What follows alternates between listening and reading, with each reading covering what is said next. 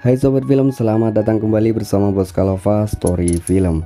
Pada video kali ini saya akan membahas sebuah film survival kisah nyata yang rilis di tahun 2015 berjudul Everest, yang mana mengisahkan tentang dua agen pemandu yang bersaing untuk menjadi yang terbaik.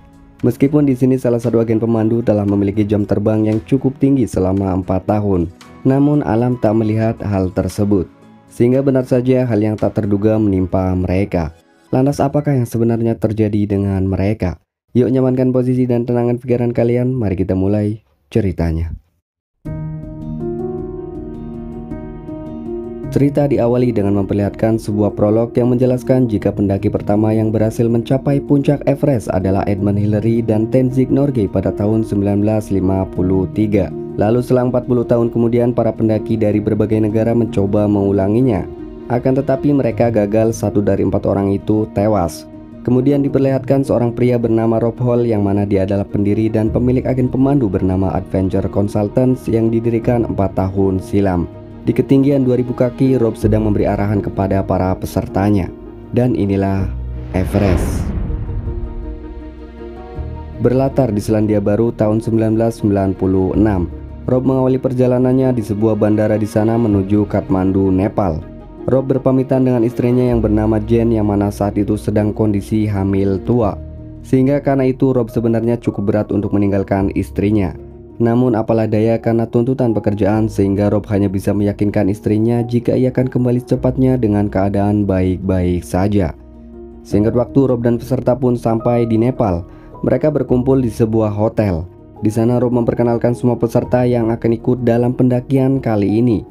Mereka berjumlah 9 orang termasuk 2 partner Rob yaitu Mike dan John sebagai jurnalis. Namun dari semuanya ada salah satu pendaki yang bagi Rob sangat spesial karena dia akan menyempurnakan 7 puncak tertingginya. Dia bernama Yasuko, berasal dari Jepang dan merupakan satu-satunya perempuan dalam pendakian kali ini. Kemudian selesai memperkenalkan, Rob menjelaskan mekanisme pendakian Gunung Everest, yang mana Rob berencana mendaki di tanggal 10 Mei sedangkan sekarang masih tanggal 30 Maret. Yang artinya masih ada 40 hari untuk perjalanan serta melakukan pelatihan dan penyesuaian suhu tubuh dengan tujuan agar tidak terjadi sesuatu yang tidak diinginkan saat pendakian Everest nanti. Kemudian di keesokan harinya mereka berangkat menuju ke base camp tepatnya di kaki Gunung Everest pada ketinggian 3567 mdpl.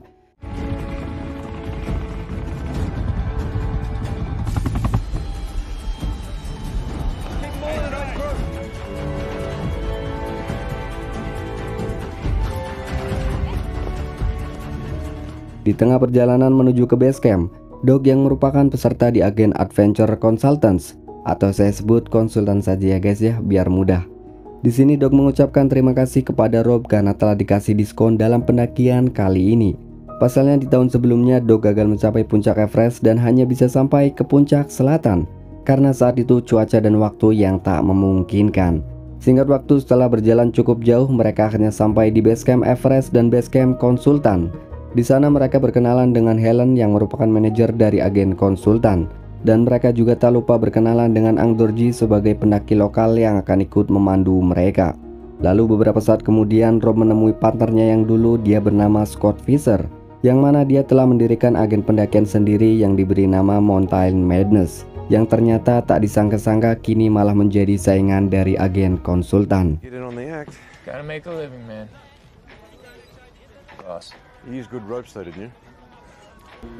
Di sisi lain, seorang dokter bernama Dr. Carroll yang merupakan satu-satunya dokter di sana.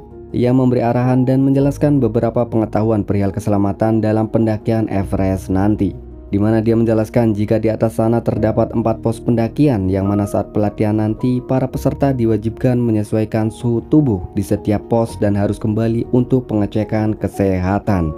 Di sana Dr. Carroll juga menjelaskan penyakit yang bisa saja menimpa mereka, seperti halnya hipotermia akut yang ditandai dengan rasa gerah yang tak wajar, serta bisa juga mengalami edema pulmonum yang terjadi saat paru-paru seseorang dipenuhi oleh cairan. Dengan gejala tiba-tiba muntah darah, alhasil orang yang mengalami hal tersebut harus segera dievakuasi dan tak bisa melanjutkan pendakian lagi. Singkat cerita, setelah berjalannya waktu hampir sebulan berlalu, tepatnya sekarang 23 April 1996, hari pelatihan pun dimulai. Semuanya berjalan lancar, semuanya saling menyemangati satu sama lain. sampai tiba-tiba Doug mengalami batuk-batuk dan mengalami gangguan pada pernafasannya. Namun di sini ia mengatakan pada Rob jika ini hanya batuk biasa, sehingga pelatihan pun berlanjut sampai tibanya di sebuah jembatan penyeberangan. Beck hampir terjatuh.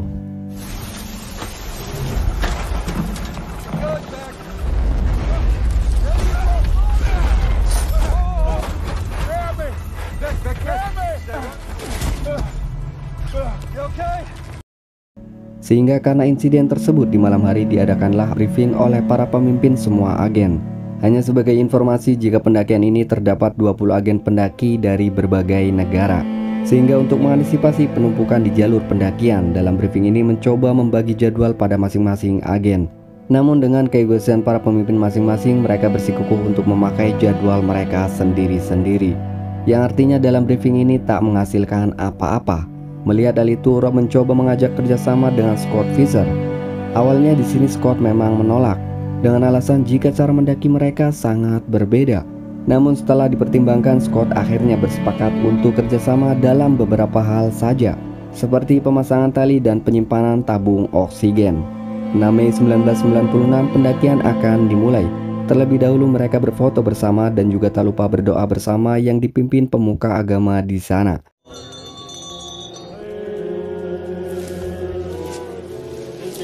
Perjalanan menuju ke pos 1 berjalan lancar hingga saat tibanya di sana, salah satu anggota dari Mountain tak bisa melanjutkan pendakian karena kondisi yang memang tak memungkinkan.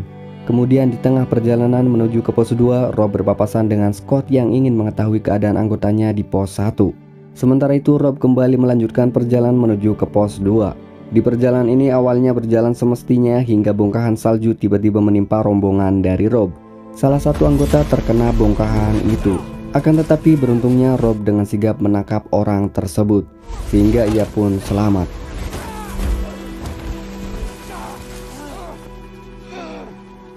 Singkat cerita, sesampainya di pos 3 di ketinggian 7.315 mdpl, suhu makin dingin, oksigen pun mulai menipis.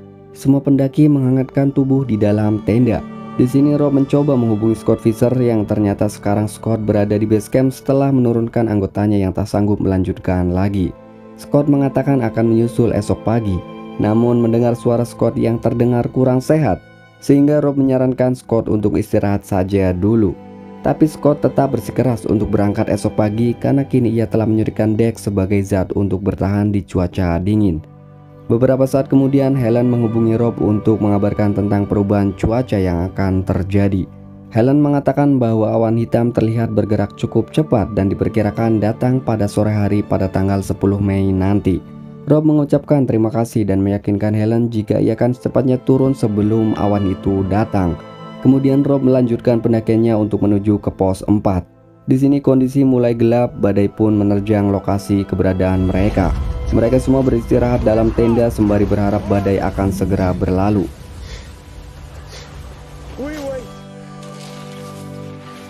Dan benar saja pada tanggal 10 Mei dini hari, badai telah berlalu dan langit pun sangat cerah.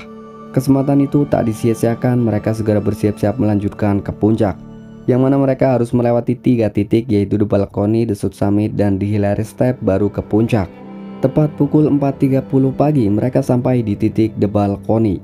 Namun di sini masalah muncul pada mata Beck, di mana penglihatannya Beck tiba-tiba kabur, yang tentu saja kondisi tersebut akan sulit baginya untuk sampai ke puncak. Sehingga melihat itu Rob menyarankan Beck untuk turun saja. Namun Beck menolak dan lebih memilih menunggu turun bersama setelah semuanya sampai ke puncak. Singkat waktu, rombongan terdepan yang merupakan rombongan Mountain akhirnya sampai di South Summit. Namun setibanya di sana langkah mereka terhenti karena tali yang dikatakan Helen sudah terpasang, ternyata tali tersebut tidak ada di sana. Apalagi lopseng dari anggota Mountain yang membawa tali ternyata tertinggal di belakang, sehingga mereka menggunakan tali milik anggota konsultan. Mereka mulai berusaha memasangnya yang ternyata tak semudah yang diperkirakan, bahkan sampai memakan waktu yang cukup lama. Oleh karena itu 3 pendaki dari konsultan memutuskan untuk turun karena mereka rasa waktu pendakian sudah semakin mepet. Ditambah lagi oksigen mereka yang semakin menipis.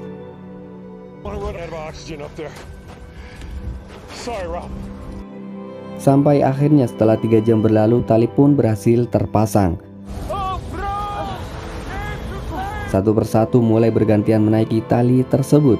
Dan benar saja satu persatu mulai menyentuh titik puncak tertinggi di dunia itu. Termasuk Yasuko yang menangis bahagia seakan tak percaya jika ia akan berhasil menyempurnakan 7 puncak tertingginya. Begitu juga Rob yang sangat bangga bisa melihat dan mengantarkan Yasuko untuk mencapai tujuan tersebut.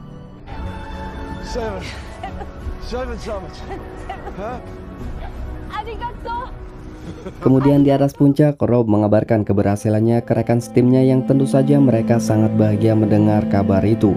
Meskipun di sini tak semua anggotanya bisa sampai ke puncak. Lalu beberapa saat kemudian Scott dengan langkah tertatih akhirnya bisa sampai ke puncak. Dengan keadaan yang kurang sehat dan sempoyongan saja Scott di sana masih menyombongkan diri jika dalam pendakian kali ini dialah yang menang. Dikarenakan ada 3 anggota Rob yang tak berhasil sampai ke puncak. Rob pun di sini menerimanya dan mengajaknya untuk segera turun karena waktu yang sudah semakin sore. Tepatnya pukul 3:15 sore, Rob yang sedang turun bersama Scott dan Anatoly berpapasan dengan Doug yang sempoyongan menuju ke puncak. Melihat itu, Rob segera menghentikan dan menyarankan Doug untuk turun saja karena waktu yang sudah tak memungkinkan. Akan tetapi Doug tetap nekat untuk tetap ke puncak dengan alasan jika ia tak mungkin untuk mengulang ketiga kalinya di tahun depan. Mendengar itu, Rob sebagai pemandu yang bertanggung jawab, ia pun mengantarkannya sementara Scott dan Mike melanjutkan untuk turun. Tepatnya pukul 4 sore akhirnya Doug berhasil sampai ke puncak. Di sana ia menangis mengibarkan bendera dari anaknya. Akan tetapi masalah muncul. Tiba-tiba di sini Doug lemas, yang ternyata disebabkan karena oksigen Doug yang tinggal sedikit. Sementara itu awan hitam yang diperkirakan Helen saat itu benar saja mulai terlihat. Sementara Guy yang merupakan anggota pemantau dari agen konsultan, dia mencoba menghubungi Helen untuk memastikan orang yang dilihatnya di atas bukanlah dari anggotanya.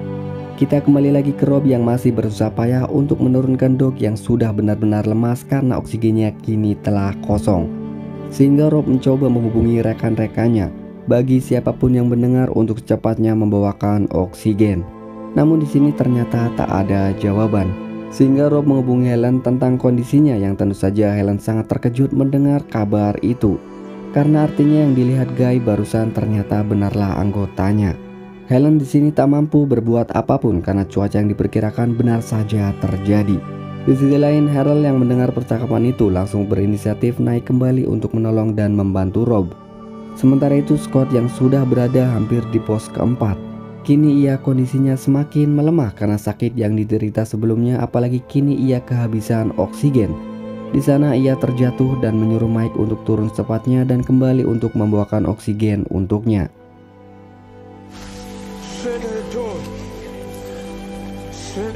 Kini awan hitam sudah menerpa dan memporak-porandakan base camp. Situasi saat itu benar-benar mencekam, ditambah lagi angin yang begitu sangat amat kuat. Sedangkan di atas Rob masih terus berusaha memandu dan menyemangati Doug untuk terus bertahan dan melangkah turun. Namun di sini Doug mulai kehilangan kesadarannya dan merasa telah menjadi beban bagi Rob, sehingga ia memutuskan untuk memotong tali dan menjatuhkan dirinya ke sebuah jurang. Tentu saja melihat itu Rob merasa down dan sangat merasa bersalah karena ia merasa gagal dalam menjadi pemandu yang bertanggung jawab. Sementara di lain tempat anggota konsultan yang sudah lebih dulu turun seperti John, Beck, Yasuko, dan lain-lain. Ternyata kini mereka kehilangan arah sampai-sampai mereka terjatuh karena kondisi cuaca yang gelap.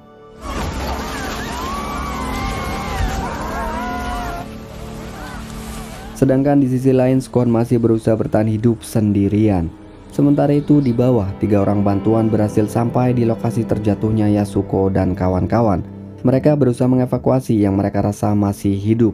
Namun di sini sialnya Yasuko tewas membeku. Sementara Beck samar-samar melihat tim mengevakuasi, namun karena dia tak mampu bergerak dan berteriak, sehingga tim pun meninggalkannya karena mereka rasa telah meninggal.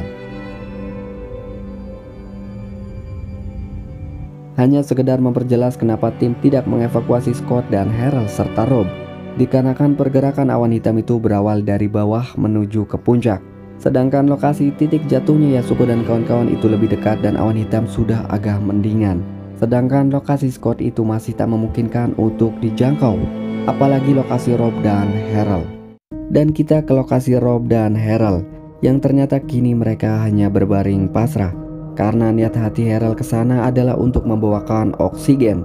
Namun sialnya karena cuaca yang sangat dingin membuat oksigen itu seketika membeku. Sehingga kini mereka berdua pun hanya pasrah berbaring di celah batu di sana, berharap bantuan datang atau cuaca akan reda. Akan tetapi harapan itu seakan-akan bertolak belakang karena ternyata cuaca semakin menggila. Sampai-sampai di sini Harel mengalami hipotermia akut. Ia merasa sangat gerah. Ia membuka semua baju hingga terjatuh.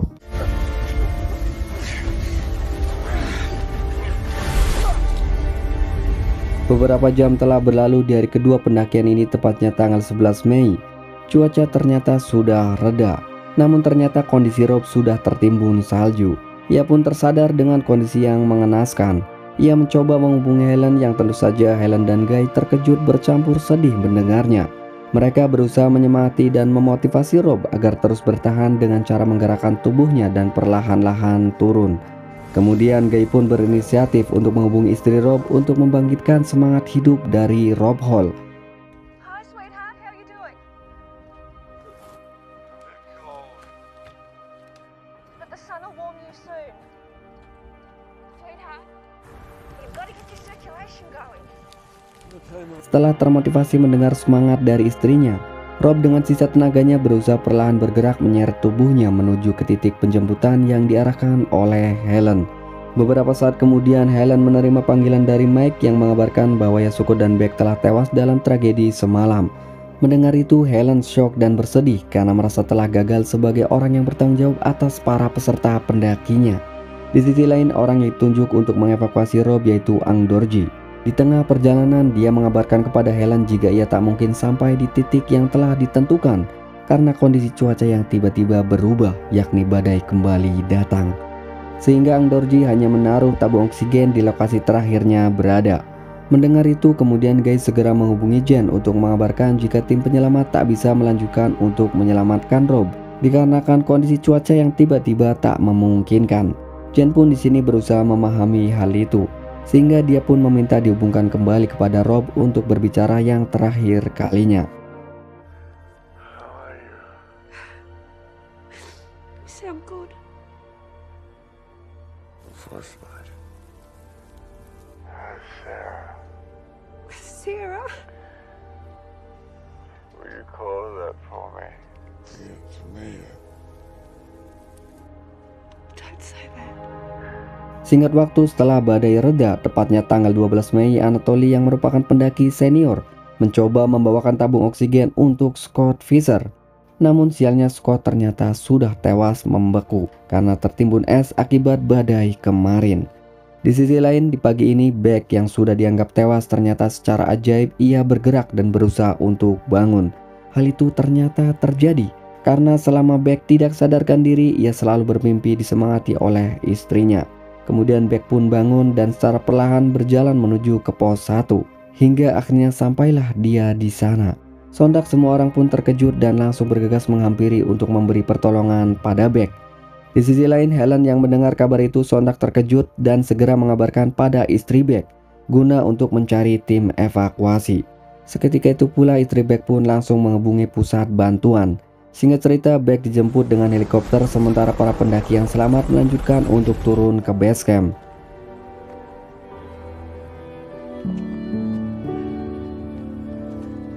Di akhir film diperlihatkan Beck berkumpul kembali dengan istrinya meski harus kehilangan semua ujung jari tangan dan ujung hidungnya. Sementara itu jasad Rob, Harel, Scott, Doug, serta Yasuko masih berada di atas sana. Rob meninggalkan istrinya dan anaknya yang kini sudah beranjak remaja. Dia diberi nama Sarah sesuai permintaan Rob sesaat sebelum meninggal, dan film pun berakhir. Sebuah ending yang menyedihkan, namun kita berdoa semoga tragedi seperti ini tidak terulang kembali ya. Dan saya doakan semoga semua yang meninggal dalam tragedi itu mereka semua tenang di sisinya. Cukup sekian ulasan film kali ini, terima kasih telah menonton hingga akhir. Sehat-sehat buat kalian semua dan keluarga. Sampai jumpa di video berikutnya, saya Akbar, pamit.